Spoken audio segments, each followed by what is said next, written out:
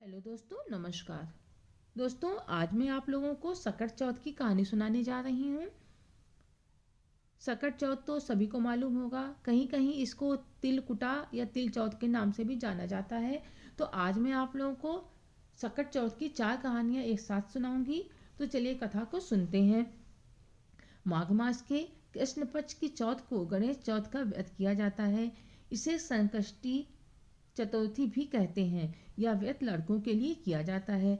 सकट चौथ के व्रत में महिलाएं दिन भर निर्जल व्रत रखकर रात में पूजा करने के बाद फलाहार करती हैं। लेकिन कई जगह पर महिलाएं पूजा के बाद खाना भी खा लेती हैं। इस व्रत में चांद निकलने पर ही पूजा की जाती है, लेकिन कहीं कहीं शाम को ही पूजा कर ली जाती है। इस दिन तिल का भोग लगाया जाता है, इसीलिए इसे तिलकुट के नाम से भी जाना जाता है। इस दिन तिल को भूनकर उसमें गुड़ मिलाकर उसका बकरा बनाया जाता है। कहीं पर पहाड़ बनाकर उसकी पूजा की जाती है। पूजा करने के बाद बालक से उसको कटवाया जाता है और तरह तरह के लड्डू भी बनते हैं। सकट चौथ में शकरकंदी और चावल का आटा भी पूजा में रखा जाता है। तो चलिए सकट चौथ की पहली कहानी सुनते हैं। किसी राज्य में एक कुम्हार रहता था। पूरे राज्य के बर्तन उस कुम्हार के यहाँ ही बनते थे। एक दिन वह कुम्हार जब बर्तन पकाने के लिए आवा लगाने गया, तो आवा लगाने के बाद जब उसने सुबह खोला तो आवा के बर्तन नहीं पके। इस बात से वह दुखी होकर अपनी फरियाद लेकर राजा के पास गया। राजा ने पंडितों को बुलाकर कुम्हार की समस्या के बारे में पूछा। पंडितों ने कहा कि महाराज, आमा बलि मांग रहा है, इसीलिए कुम्हार को आमा लगाने के लिए रोजाना एक बच्चे की बलि देनी होगी। बलि देने से आमा स्वयं पक जाएगा। राजा ने उस कुम्हार को बच्चे की बलि देने की आज्ञा दे दी। अब वह कुम्हार रोज किसी एक बच्चे की बलि देकर आवा जलाता और अपने बर्तन को पकाता। ऐसा करते हुए बहुत दिन बीत गए। उसी राज्य में एक बुढ़िया भी रहती थी, जिसकी केवल एक ही बेटा था। उसका पति बहुत पहले स्वर्ग सिधार गया था। बुढ़िया ने बहुत मेहनत करके उस लड़के को पाला पोसा था। बुढ़िया हमेशा ही चौथ माता व भगवान गणेश जी की पूजा व व्रत करती थी।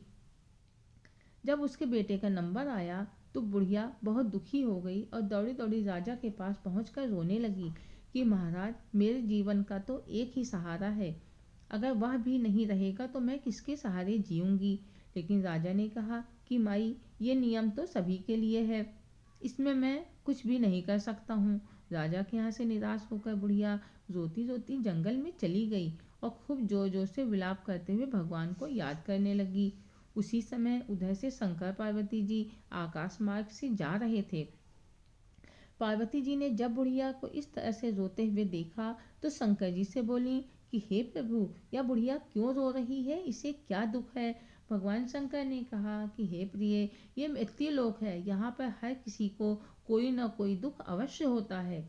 तुम किस किस का दुख दूर करोगी। लेकिन पार्वती जी जिद करने लगी तो वे दोनों भेष बदलकर बुढ़िया के पास पहुंचे। पार्वती जी ने कहा, बुढ़िया माई से पूछा कि हे माई, तुम इस तरह से क्यों रो रही हो, तुम्हें क्या दुख है, मुझे बताओ।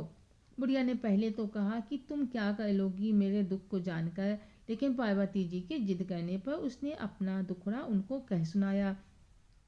इस पर शंकर पार्वती जी ने उसको थोड़ी सी जौ और एक सुपारी देते हुए कहा कि जब तुम्हारा बेटा आवा में बैठे तो उसके चारों तरफ गोलाई से इस जौ को छिड़क देना और उसके हाथ में ये सुपारी देकर कहना कि वह ओम गणेशाय नमः का जाप करता रहे। बुढ़िया को विश्वास तो नहीं था, फिर भी उसने यह सोचकर हामी भर दी कि वैसे भी तो सिपाही उसके बेटे को छोड़ेंगे तो है नहीं, तो ये करके देखने में क्या बुराई है। उसने सुपारी और जौ लिया और जल्दी जल्दी अपने घर आ गई। जैसे ही रात हुई, राजा के सिपाही उसके बेटे को लेने के लिए आ गए। अब बुढ़िया उनसे जिद करने लगी कि मैं भी चलूंगी अपने बेटे को बैठाने के लिए। पहले तो सिपाहियों ने मना किया, फिर उनको बुढ़िया पर तरस आने लगा तो वे उसे अपने साथ लेकर चले गए। वहां पहुंचकर बुढ़िया बोली कि मैं अपने बेटे को खुद ही आवा में बैठाऊंगी। पहले तो सबने मना किया, लेकिन फिर कहा कि ठीक है अम्मा, बैठा दो तुम ही अपने बेटे को। बुढ़िया ने अपने बेटे को आमा में बैठा दिया और उसके हाथ में सुपारी दी। फिर उसके चारों ओर तरफ जौ के दाने छिड़क कर उससे कहा कि तुम आंखें बंद करके ओम गणेशाय नमः का जाप करते रहना और सिपाहियों ने आवा लगा दिया। जैसे तैसे बुढ़िया ने अपनी रात काटी। जैसे ही भोर होने लगी तो वह फौरन आवा के पास पहुंचकर सिपाहियों से आवा खोलने की जिद करने लगी। सिपाहियों ने हंस कर कहा कि अरे अम्मा, तुम क्या देखोगी, अब तक को वह राख बन गया होगा। कुछ सिपाही जो नेक दिल के थे उन्होंने कहा कि खोल दो, बेचारी देख लेगी तो चली जाएगी। जैसे ही उन्होंने आवा खोला तो देखते ही रह गए, आवा के सारे बर्तन सोने और चांदी के हो गए थे। आवा के अंदर खूब ऊंची ऊंची जौ लहलहा रही थी और उसके बीच में बुढ़िया का बेटा आंख बंद करके ओम गणेशाय नमः का जाप कर रहा था। सिपाही यह देखकर सकते में आ गए। उन्होंने बुढ़िया को बंदी बना लिया और उसे अपने साथ लेकर राजा के दरबार में पहुंचे। राजा को जब सारी बात पता चली तो उसने बुढ़िया से पूछा कि तुमने कौन सा जादू टोना किया है जो तुम्हारा बेटा आवा में नहीं चला। बुढ़िया रोते हुए बोली कि हे महाराज, मैंने कोई जादू टोना नहीं किया है, जो किया है भगवान ने किया है। और रोते हुए जंगल की सारी घटना राजा को सुना दी। लेकिन राजा को उसकी बात पर विश्वास नहीं हुआ। उसने कहा कि ठीक है, मैं तुम्हारी परीक्षा लूंगा। अगर तुम सच बोल रही हो तो तुम्हारे भगवान तुम्हें यहाँ भी बचाने के लिए आएंगे। राजा ने अपने पैरों में फूलों की बेड़ियां डलवा ली और बुढ़िया के पैरों में लोहे की बेड़ियां डलवा दी और कहने लगा कि भगवान से कहो कि मेरी बेड़ी कट के तुम्हारे पैरों में पड़ जाए और तुम्हारी बेड़ी कट के मेरे पैरों में पड़ जाए, तभी मैं मानूंगा, नहीं तो मैं तुम्हें और तुम्हारे बेटे को मृत्युदंड दूंगा। अब बुढ़िया रोते हुए भगवान को याद करने लगी कि हे भगवान, वहां तो आपने मेरी मदद कर दी, अब इस संकट से मुझे बचा लो। काफी देर हो गई बुढ़िया को भगवान से प्रार्थना करते हुए, तो सभी उसकी हंसी उड़ाने लगे कि बड़ी झूठी औरत है, सबको मरवा दिया, पहले से ही जादू जानती थी फिर भी किसी को नहीं बचाया। बड़ी आई जो भगवान इसकी मदद करने आए थे। इतने में ही बहुत जोर से हवाएं चलने लगीं और देखते ही देखते राजा के पैर की बेड़ियां कट कर बुढ़िया के पैरों में पड़ गईं और बुढ़िया की बेड़ियां कट कर राजा के पैरों में। राजा ने जैसे ही यह देखा तो बुढ़िया के पैरों में गिरकर के क्षमा मांगने लगा।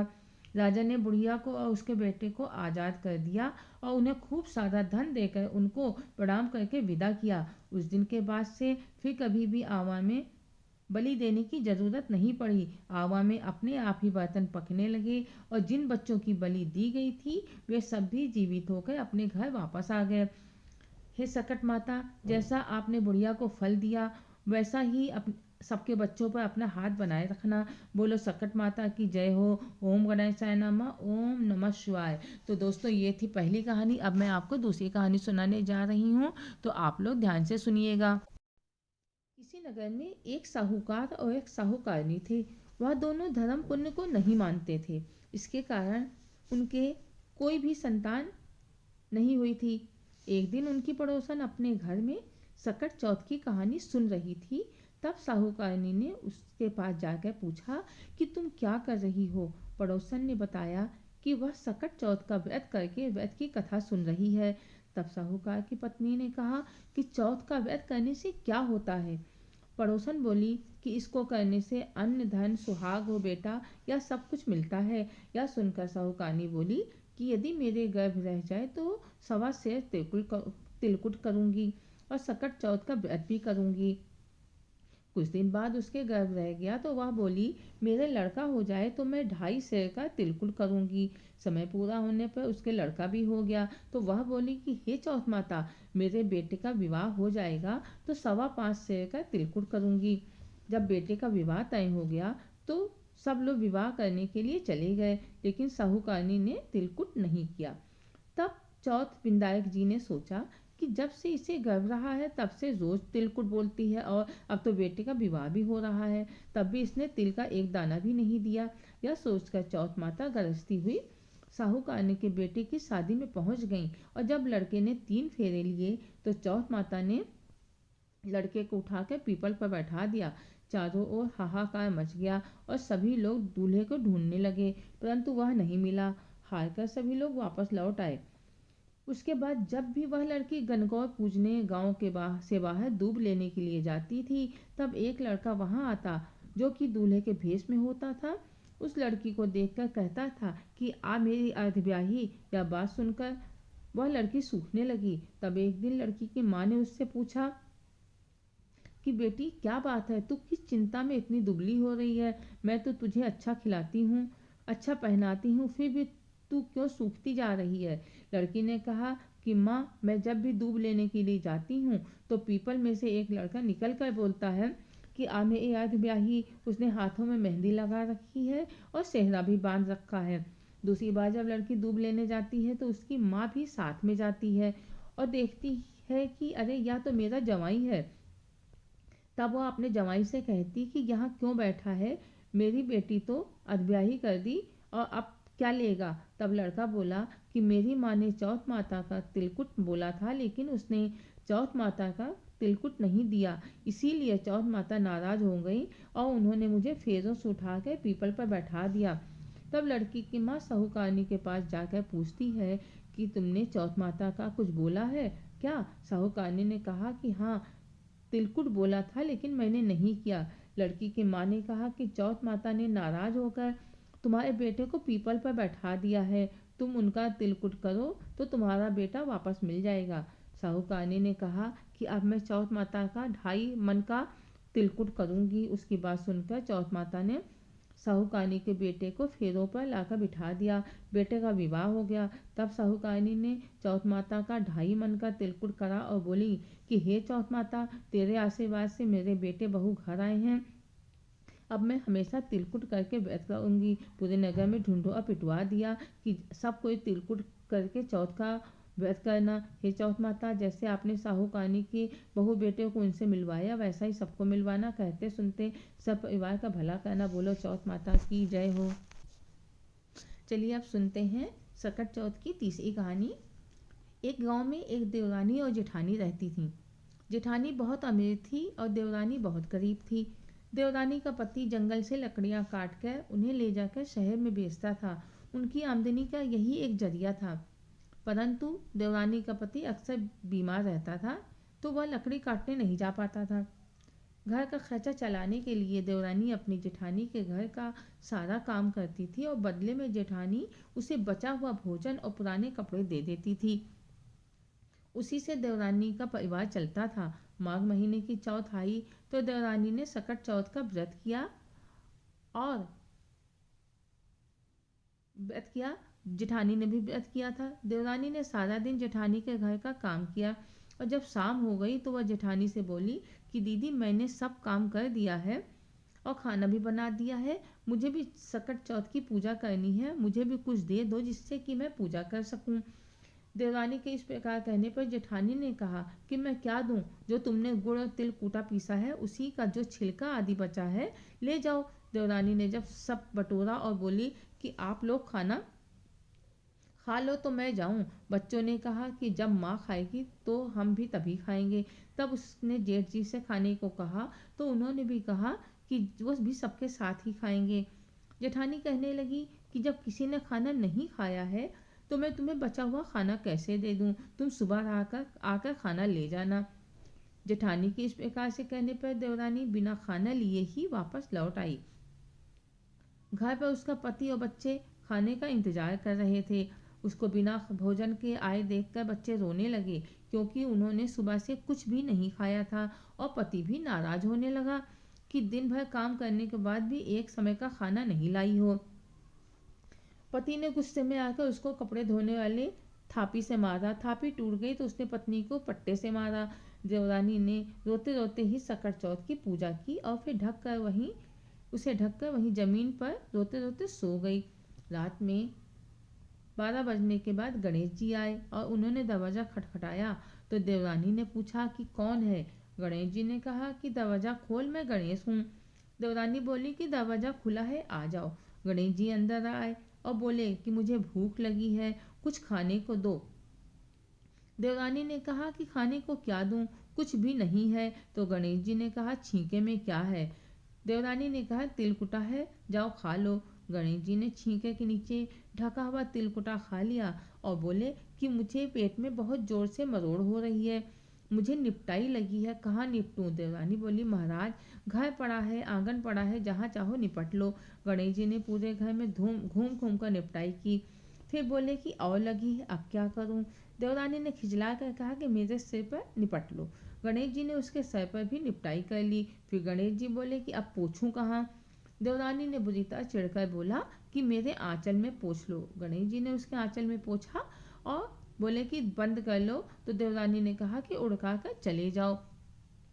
सुबह जब देवरानी के बच्चे सो कर उठे तो उनकी आंखें चुंधिया गईं। घर में हर तरफ सोना चांदी हीरे जवाहरात बिखरे पड़े थे। बच्चों ने जल्दी से माँ को जगाया तो वह भी यह देखकर हैरान रह गई।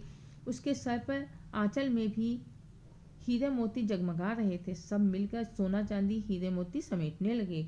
उस दिन देवरानी अपनी जेठानी के घर काम करने नहीं जा पाई।